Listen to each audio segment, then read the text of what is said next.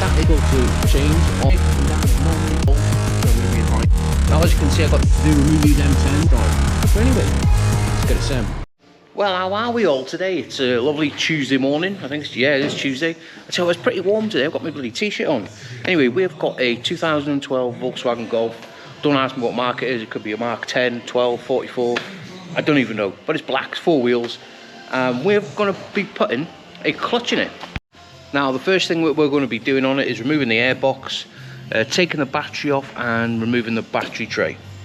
Now, as these cars are getting older, we're going to be coming across more and more fixtures that are corroding, like these little 10mm bolts here that by there. Now what I'm going to do, and I get my air chisel like so, and we're going to get this nut out, bolt out, and I'll show you. You might want to put some turn your volume down.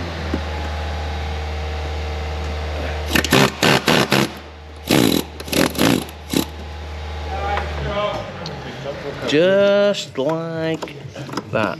There we go, that bolt is now out. Now once everything is out of the way, what we need to do is remove the gear cables off the selector. We're just going to remove this bracket. Rather than disturb the little clips here, we're going to remove the 313s and get that out of the way. Now after that bracket is moved out of the way, we can then move round to the clutch slave cylinder. Now remove it. You can leave it on the gearbox and disconnect it there, but you've got to bleed the clutch after. This way, you haven't got to.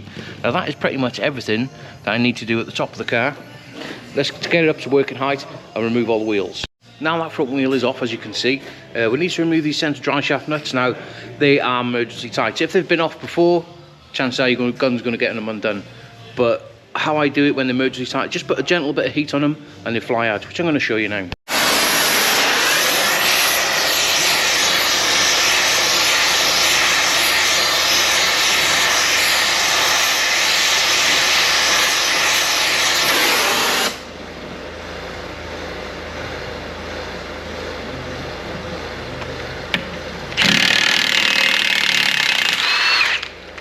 Pretty much just like that. Now I've got the vehicle up to working height. What we've done, we removed 3/16 off the bottom arm so we can get the bottom arm out of the way, get the dry shaft out with all the M8 around the dry shaft flange. We've removed the gearbox support at the bottom here. Now when you're removing stuff, make sure that you put everything in nice neat piles on all the nuts and bolts in the same place. Now I've got to repeat that process on the driver's side. Now after we've removed the driver's side shaft, inside that drive flange there is a little 6mm Allen key that we need to remove, and that drive flange comes out. The simple reason why I take it out is because it catches this tin plate here between the engine and the gearbox. You can do it with it on, but it is an absolute nightmare. But Ben is just cleaning out now a lovely little receptacle so we can get this oil drained out. Now once everything is out of the way, we've removed the start motor as well. Now I've got my lovely little apprentice.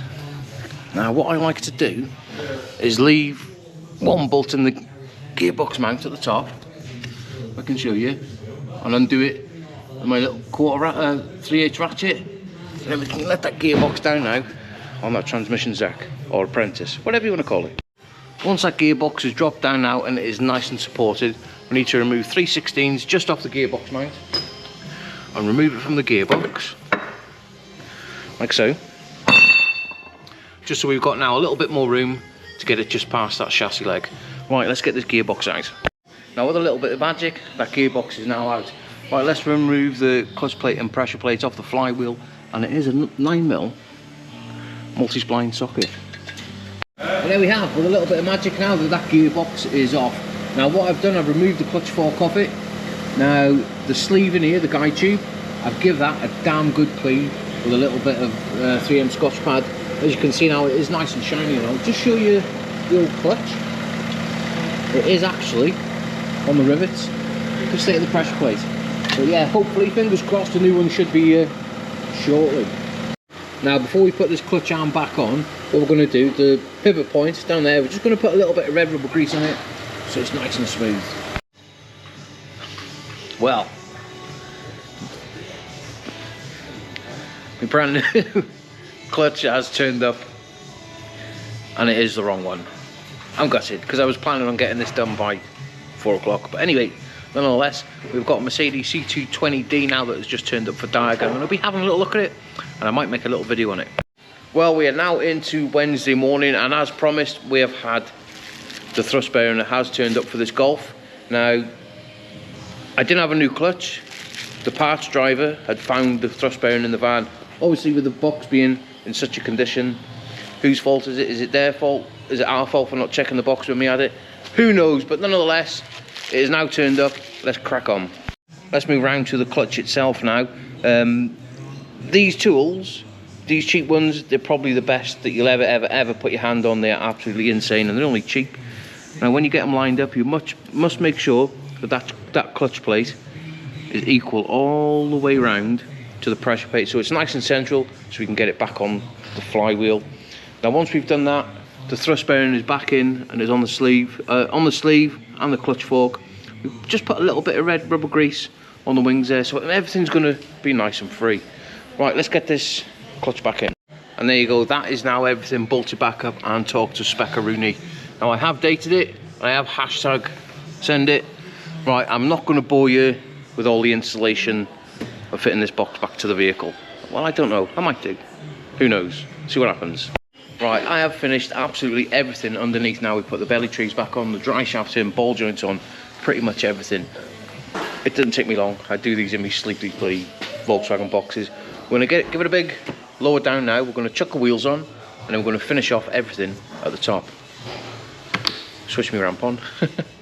As you can see, we are now working back on the top. Now, what I like to do when I'm putting this back together, this little plastic clutch selector, I like to give them a bit of a clean and put some red rubber grease on them, and that is always going to help a nice smooth gear change, because these can get a little bit tight in here and the gear stick goes a little bit hard.